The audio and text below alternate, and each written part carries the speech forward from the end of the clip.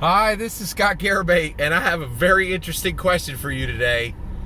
Was Dungeons & Dragons 1E more woke than Dungeons & Dragons 5E? I think it might be. Here we go.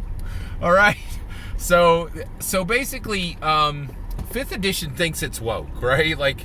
And I think it is trying, right? But one of the things that I think is happening in woke culture is wokeness is an Ouroboros. It's the snake eating its tail. And a perfect example of this is the new combat wheelchair, right? So the new combat wheelchair, is that woke? Oh, I know what you're thinking. You're like, oh yeah, combat wheelchair is super woke. Is it? Let's talk about it, right? So new combat wheelchair came out in Candlekeep Mysteries. I have not bought Candlekeep Mysteries, so I'm just explaining what I've heard, okay? And actually, it doesn't matter either way, because woke culture will sting you. So I love what woke culture intends. I think there's major problems in execution, right? Woke culture is like, hey, let's have everybody inclusive, let's have everybody represented. But in executing it, you get people who accomplished incredibly bold things who end up just being turning out to be somebody who accomplished a major thing. And then later, woke culture comes up and says, this person is trash. You can just throw them in a historical dustbin. Ooh, that's rough. What happened there, right? And not just people who aren't intersectionality, but even people who have intersectionality can be later, even 10, 20 years after they do this major woke thing, they're like, oh, no, that's a trash human being. We should all, they're off the list, right? So get this, right? Listen to this. So the combat wheelchair, an attempt to be woke. Is it woke? Hard to tell. Here's why. Does it have attunement, right? If you require that wheelchair to be attuned, then you are you're saying, hey, in order for you to even be capable in this game, we're going to take an attunement slot from you, okay? If you don't require attunement for it, then what happens is people are like, oh, free attunement slot. So now you get people who are doing misery tourism, right? They're saying, oh, I don't care, So you could have players who do not actually support or are not actually trying to help people who might wear, who are saying, I'm going to put myself in a wheelchair not to learn or be, or be a better person, but so I can get this free attunement slot, right? Which then, actually, I learned this term from Kids on Bikes, right? Incredibly, an incredible attempt to be woke, an incredible attempt to be the wokest TTRPG I've ever seen. And they're like, this is misery tourism. You're just putting yourself in the skin of somebody who has struggles and woes just so that you can get some small advantage, not for any kind of real altruistic reason. So the reality is, even as something with the bold attempt of being woke, such as the combat wheelchair, may or may not be woke. I don't even know the answer. I don't know if the combat wheelchair is woke or not, because Jennifer Kretsch, here's why I'm confused. I think the book is saying, to my knowledge, the book is saying it requires attunement. Jennifer Kretschmer, who is serving as a major voice for disability inclusion, and by the way, disability is a term she used, not me.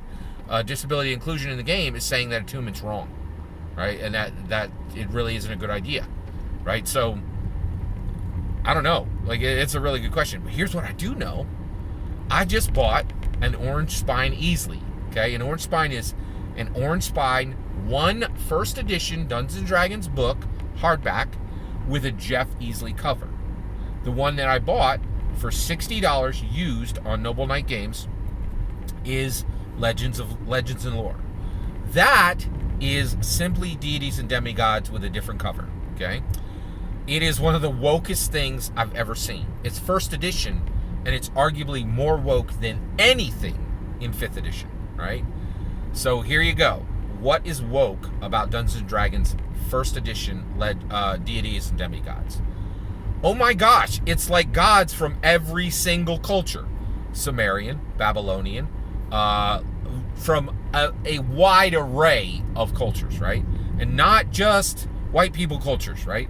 So here's ones that are kind of so the white people culture, I guess, would be Greek, right? Celtic, Roman, I think, is in there, and then I think that's it, right? But look at all these very varied, more, representation type: Sumerian, Babylonian, Central American, Native American, Japanese, Chinese. There are gods from every single one of these cultures. Egyptian, right? It is crazy. Like, it goes across. And what's really incredible is 1E puts all these gods from no less than 10 different global cultures in one book. One book, right? And then it stats them. It only does HP. It doesn't really do their attributes, but it gives you move rates and HHP, right? So it's literally saying this deity is better than this deity, right? And there are definitely some where they're coming from these kind of Western Eurocentric cultures that are more powerful than Western Eurocentric cultures. So, and also, I can tell you right now, I know low millions of kids, by the way, 10 and up, right? It's 10 and up.